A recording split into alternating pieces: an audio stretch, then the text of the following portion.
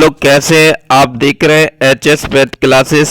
तो देखिए आज हम आपको बताते हैं, आज हम 10th क्लास मैथ का पहला चैप्टर वास्तविक संख्याओं के बहुविकल्पी प्रश्न, सभी बहुविकल्पी प्रश्न आपको हम कराएंगे। ठीक है, हम आपको एक दिन छोड़ के डेली एक चैप्टर के बहुविकल्पी प्रश्न कराएंगे। ठीक है, तो आप लोग देख सकते हैं, यानी सभी चैप्टरों के हम बहुविकल्पी प्रश्न आपको करा देंगे। तो देखिए यहाँ हम बात कर रहे हैं, यानी पहले क्वेश्चन से हम आपको हल कराना स्टार्ट कर रहे हैं। तो देखिए सबसे पहले एक काम करें, आप पहले वीडियो को लाइक कर दें और देखना शुरू कर दें। तो देखिए यहाँ हम बात कर रहे हैं यानी क्वेश्चन नंबर 1 की बेटा। तो ये क्या कह रहा है, यानी 231 और 396 का मासा निकालना है। तो हम क्या करते हैं, छोटी वाली संख्या लिखेंगे, उसमें बड़ी वाली संख्या में भाग देते हैं 396। बोलो ठीक। अब इसमें भाग कितनी बार जाएगा, एक बार जाएगा। तो 231 घटा दो यानी 5 बचेंगे। ठीक है, और यहाँ कितना आएगा, यहाँ आएगा 6 आएगा। ठीक, और आएगा 165 आ गया।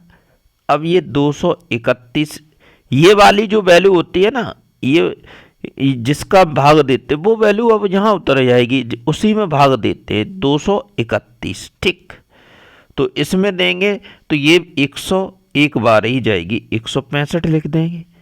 अब यहाँ घटाएंगे तो 11 में से 5 जाएंगे, 6 बचे, और यहाँ 2 बचे तो एक यहाँ से ले लो, 12 में से 6 गई, 6 बचे, कितने बचे 66। तो अब हम क्या करेंगे, देखो यहाँ अब जगह नहीं है तो हम यहाँ लिख ले रहे हैं 66। ठीक, अब इसमें भाग किसका देंगे, तो जो यहाँ वैल्यू मिलती है। ठीक है, तो जिसका भाग दे रहे थे, जिसका भाग दे रहे थे वो यहाँ उतार देंगे, तो आ गई 165। ठीक, अब देंगे 66। अब 2 बार देंगे तो 66 दूनी कितना हो गया, यानी 2 बार अगर हम देते हैं तो 2 और 132 हो गया। ठीक, तो अब घटा दो तो ये कितना बचा, 3 और 3 33 बचा। अब ये वाले 66 है ना, जिसका हम भाग दे रहे थे वो यहाँ लिख दो। ठीक, तो 33 दूनी 66।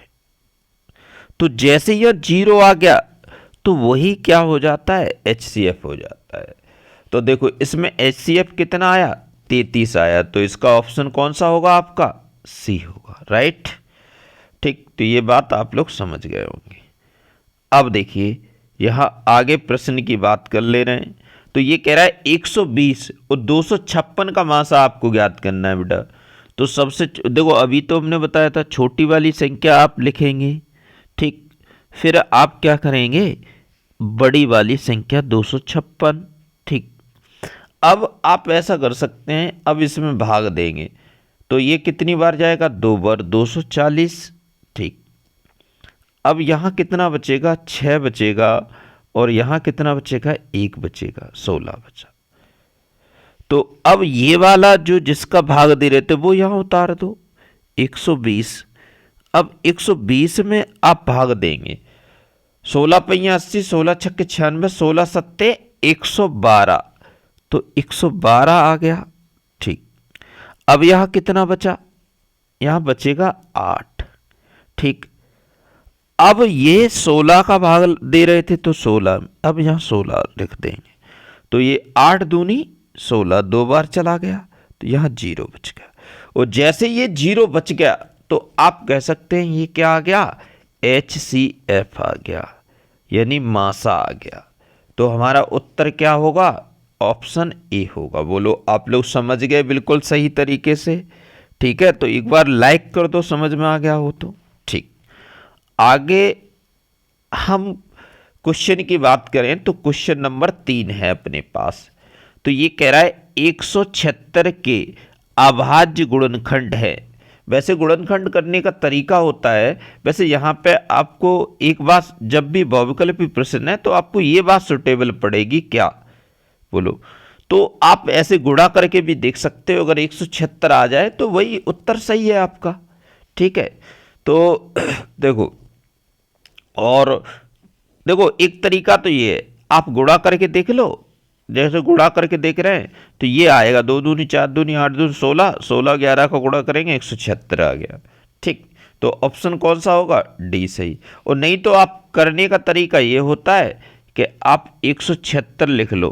ठीक, अब ये देखो ये संख्या कैसी है अपने पास, समय के विषमय, समय सम संख्या है तो 2 का भाग देंगे, तो ये 2 अट्ठे 16, 2 अट्ठे 16, ये कैसी संख्या आ गई, सम, तो फिर 2 का दे दो, 44 आ गया।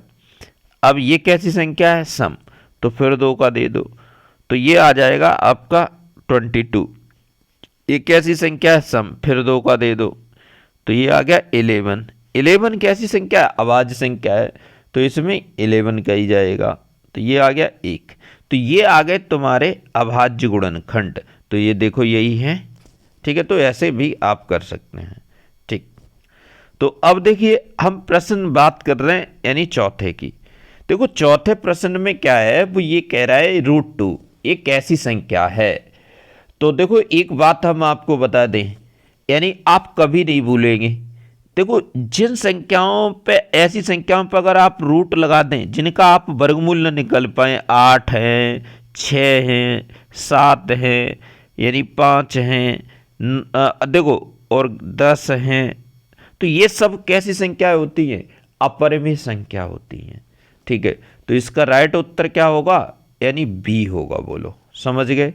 अगर देखो एक बात और हम आपको बता दें यहाँ पे, कि अगर आपको संख्याओं के बारे में अगर जानकारी नहीं हो, यानी वास्तविक संख्याएं क्या होती हैं, अपरिमेय, परिमेय, ठीक है, तो सारी संख्याएं पूर्णांक यानी पूर्ण संख्याएं, जितनी संख्याएं हैं उतनी हमने एक वीडियो इस पर डाल रखा, तो प्ले लिस्ट में आप देख सकते हैं, सबसे नीचे होगा वीडियो। उस वीडियो के अंदर यानी सारी संख्याएं, 15 से 20 मिनट का वीडियो है, तो आप देख लो, सारी संख्याओं का आपको ज्ञान हो जाएगा। अच्छे से एक चार्ट बना लेना कॉपी पे। ठीक है, तो अब चलो आगे चलते हैं, यानी प्रश्न नंबर 5। ठीक है, तो प्रश्न नंबर 5 क्या है बेटा, ये कह रहा है 0.9। तो अब बताओ इसको कैसे लिख सकते हैं, 9/10 लिख सकते हैं, बोलो। और जहां आप P/Q के रूप में लिख देते हैं, तो उस संख्या को हम क्या कहते हैं बेटा, यानी परिमेय संख्या। बोलो राइट उत्तर है, ओके। ठीक, और आप लोग भी एक बार उत्तर हमारे साथ साथ देते हुए चलिए, सॉल्व करिए, जिससे आपकी एक बेहतर तैयारी होगी, आपका एक भी प्रश्न यहाँ से यानी बाउंस नहीं जाएगा। ठीक, तो देखिए इस क्वेश्चन की हम बात कर ले रहे हैं। ये कह रहा है परिमेय संख्या, ये 23/2 यानी 5 के दशमलव प्रसार का अंत होगा। तो एक बात बताएं, हमेशा हर देखो इसी प्रकार से आएगा, यानी 2 की पावर m इंटू 5 की पावर n के रूप में होगा। तो वो ये कहेगा कितने अंक बाद अंत होगा दशमलव प्रसार का, तो आप ये देख सकते हैं, यानी 2 की पावर m और 5 की पावर n में से ये देख लो घात किसकी बड़ी है, बस उतने अंक बाद ये अंत होगा। तो देखो इसमें घात 2 की घात, देखो 5 की घात 1 है, 2 की घात 2 है, तो घात कौन सी बड़ी है, 2, तो दशमलव के 2 अंक बाद अंत होगा। तो राइट उत्तर आपका क्या होगा, ए होगा। ठीक, आगे हम बात कर ले रहे हैं, यानी सात्विक। तो ये कह रहा है दशमलव प्रसार का अंत होगा कितने अंकों बाद, अभी तो जस्ट बताई, तो आपको राइट उत्तर होगा कौन सा, 3। ठीक है, अब देखो यहाँ पे आ जाते हैं, तो यहाँ पे ये कह रहा है निम्न में से किसका दशमलव प्रसार शांत है। ठीक है, देखो दशमलव प्रसार शांत कब होता है, अगर हर की बात करें, अगर हर यानी 2 की पावर m इंटू में यानी 5 की पावर n के रूप का होता है, तो हम क्या कह देते हैं, यानी दशमलव प्रसार कैसा है, यानी शांत है। तो यहाँ पे आप इस बात को देख सकते हैं। ठीक है, तो ये इंक सही है। ठीक है, रेड कर ले रहे हैं, तो देखो ये क्या बन जाएगा आपका फिर इसके फैक्टर कर लो। देखो मैं ऑप्शन वाइज बता देता हूँ। इसका करेंगे 7 गुणा 13, ठीक, 13 सत्ते 91। तो देखो यहाँ टू और 5 के अलावा ये अलग फैक्टर है, तो ये तो होगा नहीं। और यहाँ देखो देखो 14 पहिया 70 होता है, 5 इंटू 2 इंटू 7, ठीक, ये आगे। तो देखो यहाँ 5 2 के अलावा 7 आ गया, तो ये भी नहीं होगा। अब देखो यहाँ 2 इंटू 2 इंटू 2 इंटू 2 इंटू 2 दूनी 4 दूनी 8, 8 दूनी 16 पहिया 80। देखो ये 2 की पावर 4 इंटू 5 की पावर 1 के रूप में लिख सकते हैं 80 को।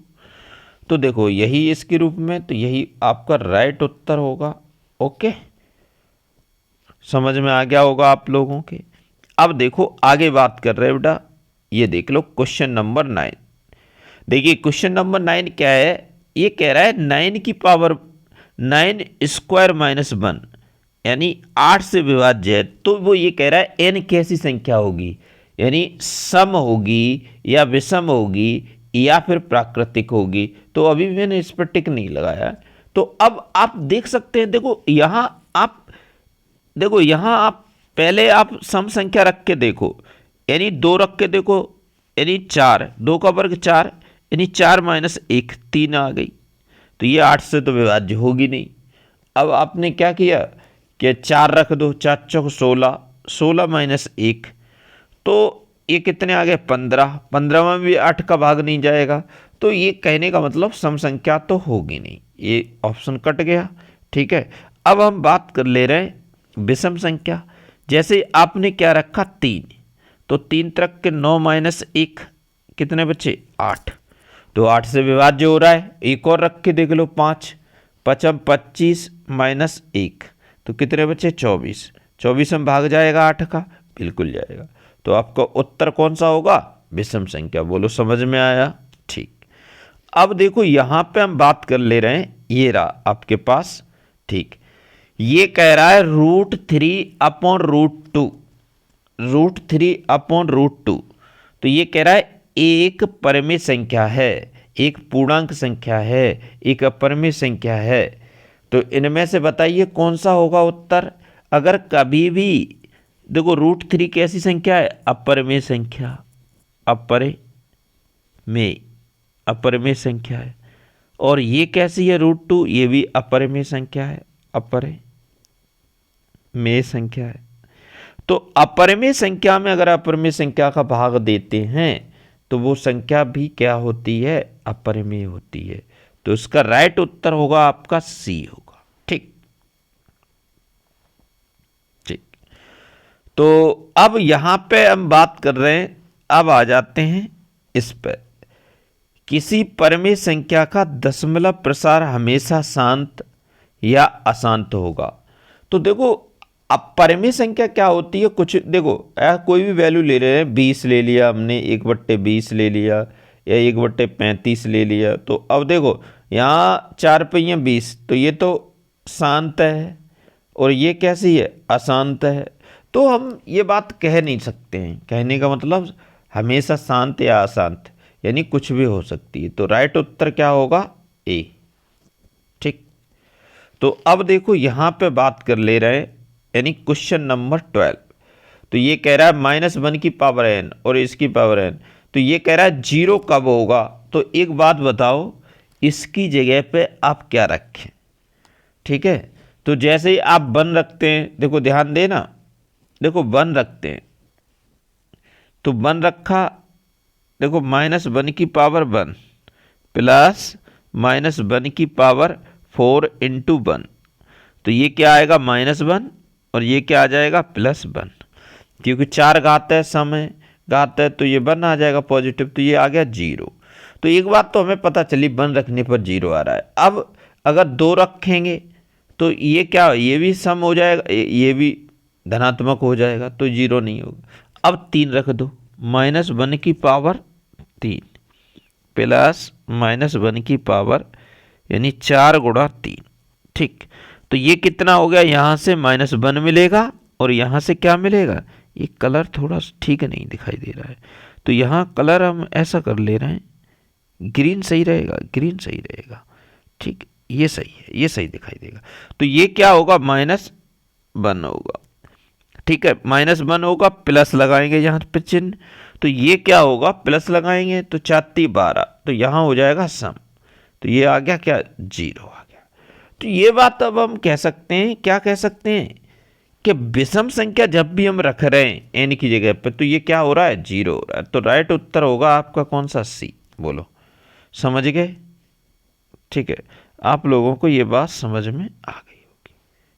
ठीक, तो अब आगे हम बात कर ले रहे हैं, यानी क्वेश्चन नंबर ये रहा 13। ठीक, 13 क्या कह रहा है, ये कह रहा है 5 यानी दशमलव, ये कह रहा है 2 3 पे बार, ये कह रहा है ये कैसी संख्या है। तो हम इसको देखो ऐसे लिख सकते हैं, 5.2 और 3 बट्टे में जितने अंक पे बार होता है उतने तो 9 होते हैं, यानी कितने अंक पे बार नहीं है, 1 अंक पे दशमलव के बाद। ठीक, तो ये इतनी 0 आ गई, तो ये कैसी संख्या हो गई, ये परमीय संख्या हो गई। ठीक है, तो राइट उत्तर आपका होगा 13 का सी। आगे हम बात कर ले रहे हैं 14 का। ये देखो क्या कह रहा है, वह बड़ी से बड़ी संख्या जिससे 77 और 85 को भाग देने पर क्रमशः 7 और 5 शेष बचे। तो एक बात बताओ, तो ऐसा सवाल जब भी आता है बड़ी से बड़ी, तो मासा निकाला जाता है, तो क्रमशः यानी क्रम से लिखी हुई हैं। तो एक बात बताओ, 77 में से आप पहले 7 घटा दो, 70 बचा, अब ये इसमें से 80 बचा। तो अब ये बात देख लो, यानी इन दोनों में, क्योंकि जो मासा होता है ना, मासा में प्रत्येक संख्या में भाग जाता है। तो अब बताइए 20 का भाग जाएगा क्या, नहीं जाएगा, तो ये तो हट गया वैसे भी। ठीक, अब 5 का भी जा रहा है, 10 का भी जा रहा है, तो एक बात बताओ, इनमें सबसे बड़ी संख्या कौन सी है, 5 या 10? तो भाई 5 तो छोटी है, 10 उत्तर होगा। या आप 70 और 80 का मासा निकाल लो, या ऐसे ऑप्शन से कर दो, एक ही बात है। ठीक है, तो अब देखो, यानी क्वेश्चन नंबर हम बात कर ले रहे हैं, यानी 15 की। तो ये कह रहा है किसी पूर्णांक q के लिए प्रत्येक विषम संख्या का रूप कैसा होगा, यानी q होगा, q+1 होगा, या 2q होगा, या 2q+1 होगा। तो हम क्या करेंगे, तो वो ये कह रहा हमेशा विषम आना चाहिए। देखो यहाँ देखो, हम सबसे अच्छा तरीका बताएं, वैसे तो आपको याद होना चाहिए, ऑप्शन डी होगा। ठीक है, नहीं तो आप पुट करके देख लो, वैल्यू रख के देख लो, 1 रखेंगे या क्यू की जगह पे तो 1 हो गया, 2 रखेंगे तो 2 हो गया, 3 रखेंगे 3 हो गया। तो देखो यहाँ तो सम भी आ रही है, विषम भी आ रही है। ठीक है, वो ये कह रहा है हमेशा विषम आना चाहिए। तो अब देखो यहाँ 1 रखेंगे, तो 1 रखते ही ये सम आ गया, तो ये भी ऑप्शन हट गया, ये भी ऑप्शन हट गया। अब इसकी बात कर रहे हैं, 1 रखा जैसे ही, तो ये 2 आ गया, 2 कैसी संख्या होती है, सम, तो ये भी हट गया, बचा कौन सा, 1। तो अब देखो 1 रखेंगे तो कितना आ जाएगा, यानी 2 × 1 यानी +1, तो ये कितना आ गया, 3। ठीक, अगर यह 2 रखेंगे तो 2 × 2 यानी +1, तो ये कितना आ गया, 5। तो कहने का मतलब कोई भी नंबर यहाँ रखेंगे तो ये हमेशा विषम आएगा। तो उत्तर आपका कौन सा होगा, डी। बोलो, समझ गए? ठीक, अब देखो बात कर ले रहे हैं क्वेश्चन नंबर 16 की। तो ये कह रहा है 65 और 117 का मासा ये है के रूप में व्यक्त किया जाए, तो m का मान ज्ञात कीजिए। तो आप सबसे पहले ये करेंगे 65, ठीक है, और 117 का आप क्या लिखेंगे, मासा निकालेंगे। तो 65 एकन यानी 65, तो यहाँ आपका बचेगा क्या, 2। ठीक है, और आप घटाएंगे तो 5 बचा। ठीक, अब यहाँ 65 जो जिसका भाग दे रहे थे वो यहाँ आ जाएगा 65। ठीक, तो अब यहाँ आप क्या करेंगे, ये एक बार जाएगा 52, तो यहाँ बचेगा आपका 13। ठीक, 13 बचा, तो 13 बचा। अब 13 में आप क्या करेंगे, ये 52 का भाग देंगे, 52 में भाग देंगे। देखो यहाँ जो होता है ना, जिसमें भाग दे रहे होते हैं वही आता है, 13 × 4 = 52। तो ये आ गया 0। जैसे 0 आ जाता है तो वो क्या होता है, HCF होता है हमेशा। तो ये HCF आ गया। तो एक बात बताओ, 65m माइनस 117 बराबर यहाँ 13 बचना चाहिए। तो बताओ यहाँ इसकी जगह पे क्या वैल्यू पुट करें जो 13 बचे। सीधी सी बात है, 2 रख दो m की जगह पे, तो ऑप्शन, क्योंकि 2 रखेंगे तो 130 माइनस 117 तो कितना बचेगा, 13 बचेगा। ठीक, तो ऑप्शन हो जाएगा बी। बोलो सही है, समझ में आ गया। ठीक, आगे हम बात कर ले रहे हैं 17 नंबर का सवाल। देखिए, तो ये क्या कह रहा है, यदि दो धन पूर्णांक a और b को a बराबर x की घात 3y² b बराबर x y का क्यू के रूप में लिखा जाए तो x y अभाज्य संख्या है, तो मासा ज्ञात कीजिए। तो एक बात बताएं, देखो ध्यान से देखो समझो। तो इस बात को आप ऐसे समझेंगे, जब भी मासा निकालते हैं, मासा निकालेंगे तो आप कैसे निकालेंगे, इसमें ये देखो ऐसे x x में देख रहे हैं, तो दोनों में कौन सी नंबर कॉमन मिल रहा है, तो x की घात 1, तो x की घात 1 कॉमन मिल गया। अब y में देखो कौन सा कॉमन मिल रहा है, y², तो ये वाला देखो कौन सा ऑप्शन है, ऑप्शन बी मिल रहा है। ठीक है, तो 17 का कौन सा होगा, ऑप्शन बी, राइट। ठीक, अब यहां बात कर ले रहे हैं 18 नंबर के सवाल की। तो देखो 18 नंबर का सवाल क्या है, यदि दो धन पूर्णांकों p और q को, यानी p बराबर इतना है, q बराबर इतना है, तो ये भी अभाज्य संख्या है के रूप में व्यक्त कर सकते हैं, अभाज्य संख्या के रूप में व्यक्त कर सकते हैं। तो लासा ज्ञात कीजिए, हमें लासा ज्ञात करना है। तो लासा हम कैसे करेंगे, p और q में ये देखो, a में ये बात देखो, इसमें लासा में जस्ट उल्टा होता है। इसमें ये देखते हैं सबसे बड़ी घात कौन सी है, a में, तो 3 है, तो AQ। b में देखो कौन सी है, b², तो AQ b² कौन सा है, ये है ऑप्शन सी, 18 का सी हो गया। ठीक, अब देखो यहां पे क्वेश्चन ये आता है, एक अशून्य अपरिमेय संख्या और परिमेय संख्या का गुणनफल कैसा होता है। ये क्वेश्चन हम आप लोगों को दे रहे हैं, आप लोग कमेंट में इसका उत्तर जरूर दें। ठीक है, अगर आप वीडियो को देख रहे हैं तो इसका उत्तर आप कमेंट में ज़रूर दें। ठीक है, और हम इसका जवाब देंगे आपको अगले वीडियो में। ठीक, अब देखो क्वेश्चन नंबर हम 20 की बात कर ले रहे हैं। तो देखो 20 का क्वेश्चन क्या है, ये कह रहा है 1 से 100 तक की सभी अंकों से, देखो 1 से 10 तक की सभी अंकों से विभाजित होने वाली न्यूनतम संख्या को पूछ रहा है। तो देखो एक बात बताओ, तो वो ये कह रहा है कि 1 से लेके 10 तक सब संख्याओं को भाग जाना चाहिए। तो आप बताइए, क्या 10 में सभी का भाग जाएगा, 3 का ही नहीं जा रहा है, तो ये तो हट गया ऑप्शन। इसमें देखो क्या 5 का जाएगा, नहीं जा रहा है, तो ये भी हट गया। अब इसमें देखो 3 का जाएगा 100 में, नहीं जाएगा, तो ये भी हट गया, तो ऑप्शन 1 बचा, तो यही सही। ठीक, तो देखिए यहाँ तक बस इतने ही सवाल थे, 20 सवाल, तो हमने 20 सवाल आपको करा दिए। ठीक, अब आपको अगर अच्छा लगे तो आप लाइक और शेयर आप लोग अवश्य करें, और इस उत्तर का आप कमेंट में उत्तर जरूर दें। अगले वीडियो में हम आपको डिस्कशन कर लेंगे। ओके।